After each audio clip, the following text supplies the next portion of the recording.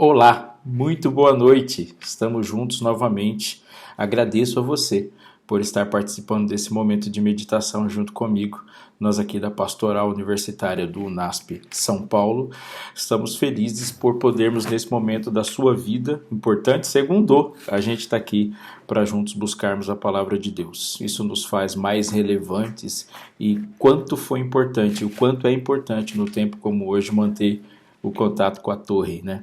E que bom que você está aqui. Eu aproveito para saudar os professores desse campus.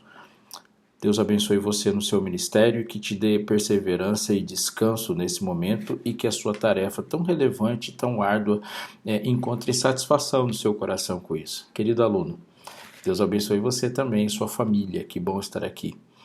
Se você tem algum pedido de oração, escreva nos comentários abaixo. Aliás, se você não é inscrito no canal, se inscreve, porque essa é a nossa forma de nos comunicarmos com você e sabermos o que você está pensando sobre essa comunicação e sobre como os conteúdos chegam até você também. Coordenadores, demais servidores, você que não faz parte do NASP, como funcionário, servidor, professor, que seja, mas está aqui assistindo com a gente, seja muito bem-vindo. Eu quero conversar com você nessa noite sobre alguns aspectos interessantes que são notáveis numa das cartas que João escreveu. É interessante porque ele está na primeira carta de João e ele usa uma expressão recorrente, sabe, como aqui marcando o ritmo do texto, e que ele está fazendo uma coisa que para a gente é muito importante na nossa discussão, como cristãos. Eu vou explicar melhor. Quanto cristãos, muitas vezes as pessoas falam assim, crente não faz isso. Mas como fez isso se ele é crente, não é assim? Há uma expectativa natural, comum, de características que devem marcar o que é um filho de Deus, o que é um cristão. E aí a gente até usa algumas expressões, fala assim, fez isso porque não é crente, ou crente falso, assim por diante. A discussão sobre a declaração de crenças que os cristãos fazem sempre gerará o risco da hipocrisia, o risco da incoerência, e o risco está lá exatamente porque ele ousou dizer o que crê. Isso é super importante para a gente. Quem não ousa dizer no que acredita não corre o risco da incoerência, como também não corre o risco de ser relevante. Mas cristãos, de uma forma geral, eles dizem no que creem. E como dizem, eles se expõem a julgamentos pelas próprias incoerências que as curvas da vida colocam. Nesse texto, João gasta tempo para dizer marcas, características, o que deve se esperar fundamentalmente desse tipo de gente que ele classifica como nascido de Deus. E lá vão elas, e olha só como elas são importantes para esse tempo hoje. No começo da sua carta, eu estou lendo aqui com a minha Bíblia aberta na primeira epístola de João, capítulo 2, no último versículo do capítulo 2, verso 29, vai lá a primeira. Se sabeis que ele é justo, reconhecei também que todo aquele que pratica a justiça é nascido dele. Nascido, filho, tal qual, carrega as características do Pai, um senso e uma prática da justiça, de querer as coisas certas, da forma certa, com pessoas certas. Cristãos, filhos de Deus, são, por características, justos.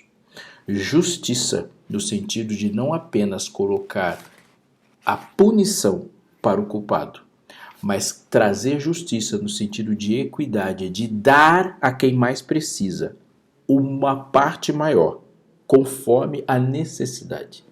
Ser justo não é nivelar todo mundo por baixo e nem nivelar por cima, mas dar a resposta adequada. Isso é justiça. Também ele diz no capítulo 3, no verso 9, diz que todo aquele que é nascido de Deus não vive na prática do pecado, pois o que permanece nele é a divina semente. Ora, esse não pode viver pecando porque é nascido de Deus. Ele fala de uma segunda característica além da justiça. A prática da justiça, o senso de justiça está associado a não ter o governo do pecado sobre si. Note que esse próprio João não fala do lapso, da queda, de um momento pecaminoso, porque na imperfeição de todos nós esses momentos vão acontecer. Não somos perfeitos, a gente erra. Ele não está dizendo do pecado como um erro, como um lapso, como um acidente no caminho que está aí para todo mundo. Ele está falando sobre o governo do pecado. não vive na prática do pecado, diz que o pecado não organiza a vida dele.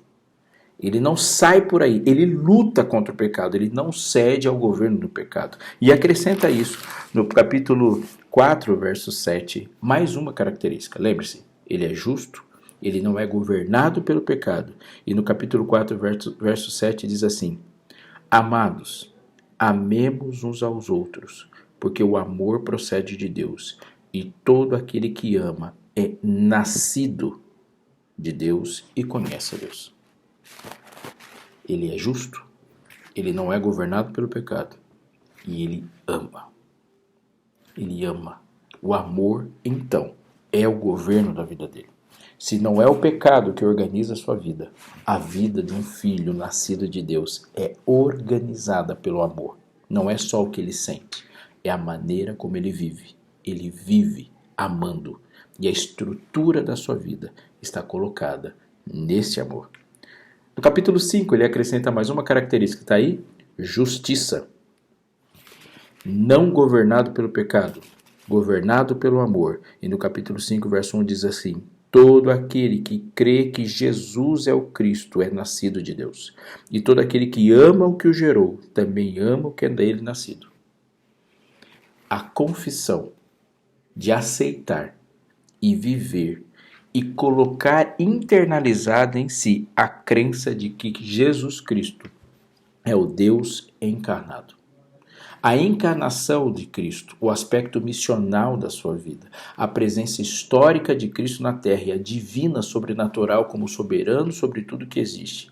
Cristo é o centro do cristianismo. Não há como, portanto, dizer de um cristão que não confessa Cristo divino, encarnado, a essência do Evangelho. Justos, não governados pelo pecado, mas governados pelo amor. Amáveis e tendo amor assim, amáveis. E acrescenta-se a isso a confissão em Cristo Jesus.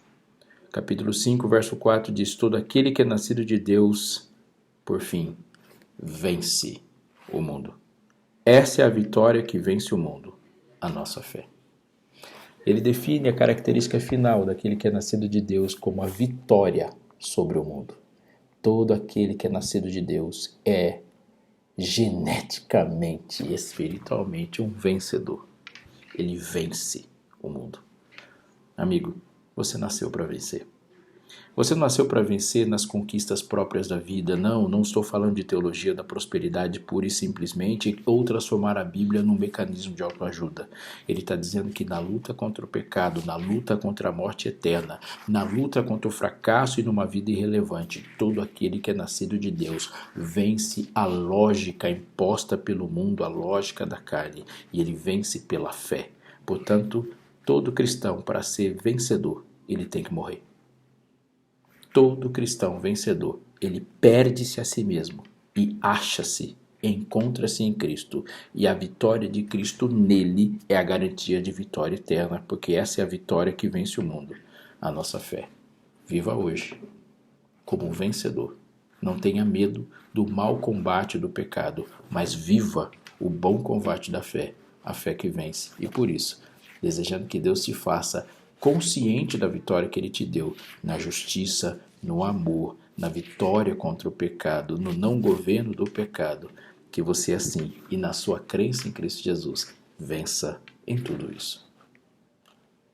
Pai querido e santo, simplesmente assim, pedimos-te nessa noite, que nos faça vitoriosos e transbordando em nós as características para que todos saibam de quem viemos, para quem iremos, e como filhos de Deus possamos testemunhar da nossa paternidade, para que quando a gente começar uma oração chamando-te de Pai, todos saibam da relação íntima que existe entre nós dois.